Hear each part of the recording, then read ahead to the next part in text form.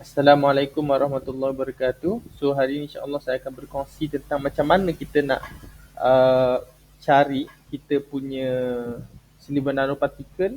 Kalau kita ada letak silinder nanopartikel dalam kita punya sampel, so kita nak cari kat mana dia dan ada ke tak dia dan macam mana dia punya saiz dia.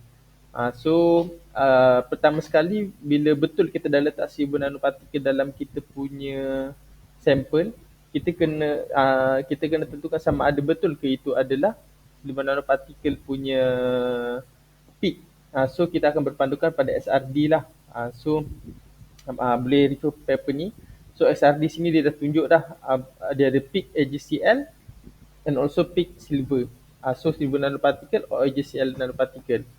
Kita kalau perasan sini kan, kita tengok kan sebenarnya peak AGCL, AG nanoparticle ni silver nanoparticle sangat-sangat kecil. So kalau kita punya nampak macam straight je, kita boleh zoomkan, kita tengok betul ke ada peak. Boleh check sendiri dengan result sendiri. Cumanya kalau saya akan compare yang ada dengan yang tak ada silver nanoparticle. Salah satu contohnya, so saya ada compare lah, ada yang ada dengan yang tak ada. So bila compare kita tengok betul-betul yang ada silver nanoparticle dia ada macam ada naik sikit, kecil je naik sebab silver kan. Kalau gold dia akan mungkin akan besar, tapi kalau silver dia memang akan kecil sahajalah.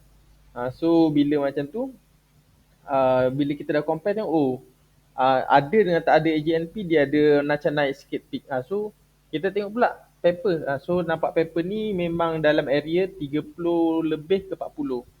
So kita approximate dengan kita punya data. So nampak lebih kurang sama range dia. Mungkin tapi kalau tengok paper ni mungkin dia menuju ke 38 sikit, tapi saya punya tu lebih kepada 39. So macam dekat-dekat sikit lah. Okay. Ni ke 38 nak ke 39 jugalah. So bila kita dah confirm, okay, ada AG nanoparticle. So next step adalah macam mana kita nak tahu saiz dia. So macam nak tahu saiz dia, dia ada cerita dalam paper paper ini. Boleh cari paper ni lah. So paper ni dia ada ceritakan macam mana. So kita akan pakai scarce equation. So scarce equation ni boleh Google. Saya dah Google. So dia ada macam mana kita nak dapatkan crystallite size ataupun size Z nanoparticle dalam kes kita. So dia crystallite size tu D equal to K wavelength ni. Wavelength ni adalah wavelength kita punya SRD. Kita shoot dengan apa? Kalau contoh macam saya punya data shoot dengan Cooper. Tengoklah data wavelength tu berapa.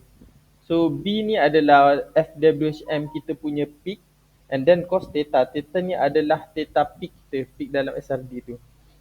So kat sini memang payah kalau cari kat internet ni. Tapi saya cari dekat ResearchGate. So ResearchGate ni dia tunjuk cara dia. So ada orang tanyalah how do I calculate nanocrystalline size by device scarce equation using SRD. So saya rasa ni sangat-sangat jawapan yang ni sangat-sangat praktikal. Semua boleh rujuk lah, boleh tengok. So kat sini dia bagi tahu macam mana adalah pertama sekali K tu ialah 0.9 darab dengan wavelength. So dalam kes saya memang saya pakai sama juga, pakai Cooper ni, cuka ni dalam untuk SRD, shoot SRD tu. So dia bagi tahu range dalam nilai dia berapa, 1.540. Tapi saya jumpa juga ada paper pakai 1.542. So dekat-dekat je lah.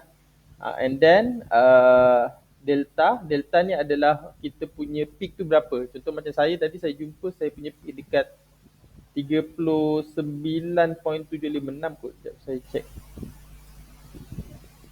So 39.705. So bagi 2 je lah. Sebab kita punya angle tu kan, angle dalam SRD adalah 2 theta kan.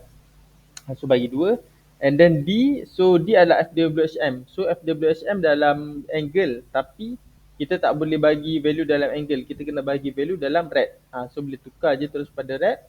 And then kita terus masuk dalam formula scarce equation. Sebab scarce equation tu macam kita tengok adalah kita kena ada pertama sekali ni kita kata shoot wavelength shoot daripada cuka tu. So dah ada value dah. D FWHM kita punya peak. And then cos theta. Theta ni peak kita punya maximum peak kita punya AG peak tu. So semua dah boleh, ya boleh apply dalam formula ni. Cuma nak cari FWHM tu dia ada cara dia lah. So boleh pakai origin.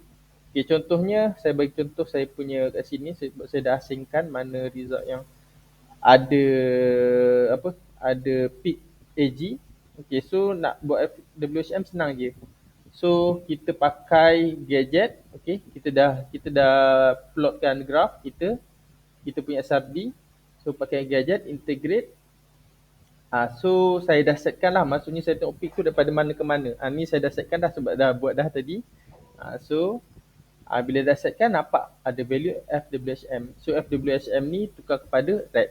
And then bolehlah pakai scarce equation dan akan dapat data dia. Okay.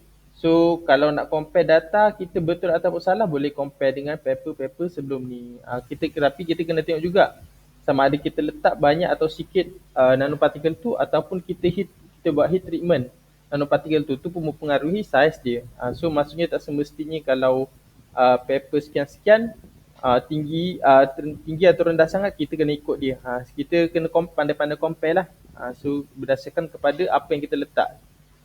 Sama ada kita tinggikan nilai kita lebih tinggi, nilai kita letak sebelum partikel tu lagi tinggi daripada dia, ataupun heat treatment kita lagi lama daripada dia.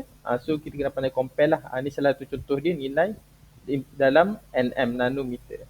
Okay, so itu je. Sekian, terima kasih.